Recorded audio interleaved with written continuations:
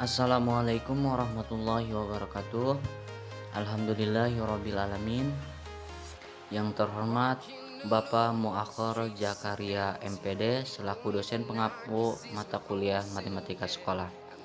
Pada kesempatan kali ini saya akan membahas tentang kaidah pencacahan, yaitu tentang aturan perkalian. Sebelumnya, di sini ada visi dari pendidikan matematika menjadi program studi yang unggul dalam mencetak lulusan yang berakhlakul karimah, profesional dan inovatif di bidang pendidikan pada 5 tahun ke depan, serta dapat bersaing baik di tingkat nasional maupun internasional berdasarkan tridharma perguruan tinggi dan nilai-nilai Islam. Selanjutnya ada misi pendidikan matematika. Yang pertama, menyelenggarakan pendidikan dan pengajaran yang modern, berdaya guna dan aplikatif dengan kompetensi bidang keilmuan pendidikan matematika, dibingkai nilai-nilai luhur kemanusiaan dan berakhlakul karimah. Yang kedua, melaksanakan penelitian dan pengabdian kepada masyarakat dalam mengimplementasikan hasil kajian-kajian ilmiah di bidang pendidikan matematika, berorientasi pada profesionalisme sebagai tenaga pendidik. Yang ketiga, mengembangkan model-model pembelajaran matematika ceria, kreatif, inovatif, dan berbasis information communication technology dalam perkuliahan bagi pengajar dan peserta didik. Dan yang terakhir, menjalin pola hubungan kerja yang baik antara lembaga dengan pihak pemerintah dan swasta, baik dalam maupun luar negeri. Oke, kita lanjut ke pembahasannya, yaitu kaidah pencacahan. Kaidah pencacahan merupakan sebuah aturan yang membilang untuk mengetahui banyaknya kejadian atau objek-objek tertentu yang muncul. Disebut sebagai pencacahan sebab hasil berwujud suatu bilangan cacah. Secara umum, kaidah pencacahan dibagi menjadi 5 bagian, yaitu yang pertama kaidah perkalian, yang kedua kaidah penjumlahan, yang ketiga notasi faktorial, yang keempat permutasi, yang kelima kombinasi. Yang saya akan dibahas di sini adalah kaidah perkalian atau aturan perkalian.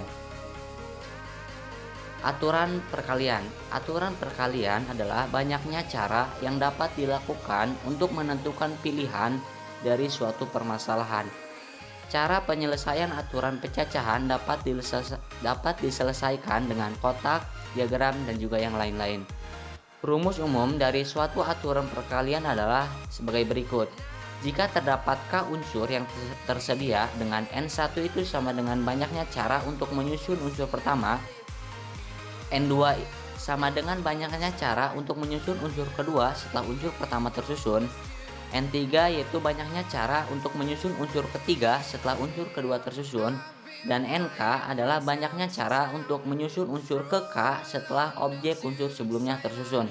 Maka banyaknya cara untuk menyusun K unsur yang tersedia adalah N1 dikali N2 dikali N3 dikali titik-titik dikali NK. Untuk lebih memahami aturan perkalian, kita lanjut ke contoh. Contoh, Amir sedang memilih setelan pakaian untuk memenuhi undangan temannya. Dia memiliki 3 baju dan 4 celana. Berapakah variasi berpakaian yang dapat dikenakan Amir? Oke, kita jawab. Di sini Amir mempunyai 3 baju dan 4 celana. Maka 3 dikali 4 sama dengan 12. Jadi variasi berpakaian Amir yaitu sebanyak 12. Contoh selanjutnya. Dari kota A ke kota B terdapat 5 jalan yang bisa dilalui. Dari kota B ke kota C terdapat 4 jalan yang bisa dilalui. Jika Amir berangkat dari kota A menuju kota C dengan melewati kota B, kemudian kembali lagi ke kota A dengan tetap melewati kota B, berapakah total alternatif jalan yang bisa ditemui Amir jika yang A boleh melewati jalan yang sama ketika pergi, yang B tidak boleh melewati jalan yang sama ketika pergi? Maka kita jawab menggunakan aturan perkalian. Yang A, dari kota A ke kota B ada 5 jalan yang bisa dilalui. Dari kota B ke kota C ada 4 jalan yang bisa dilalui. Dan Amir pulang lagi ke kota A melalui kota B. Pertanyaan yang A, dia boleh menggunakan jalan yang sama. Maka Dari kota A ke kota B yaitu 5 dikali dari kota B ke kota C yaitu 4 jalan dikali 4. Dari kota C ke kota B untuk menuju pulang ada 4 jalan dikali 4. Dari kota B ke kota A ada 5 jalan. Jadi hasilnya adalah 400. Jadi jalan yang bisa Amir lalui adalah 400. Lanjut yang jawaban yang B. Berhubung Amir ketika pergi tidak boleh melalui jalan yang sama, maka dari kota A ke kota B yaitu ada 5 jalan, dari kota B ke kota C ada 4 jalan, dan Amir akan kembali lagi ke kota A melalui kota B. Dari kota C ke kota B sebelumnya ada 4 jalan. Karena berhubung tidak boleh melewati jalan yang sama, maka dikurangi 1. Jadi 3. Dari kota B ke kota A yang tadinya ada 5 dikurangi 1 menjadi 4 karena tidak boleh melalui jalan yang sama. Jadi 5 dikali 4 dikali 3 dikali 4 sama dengan 240. Jadi jawabannya adalah 240.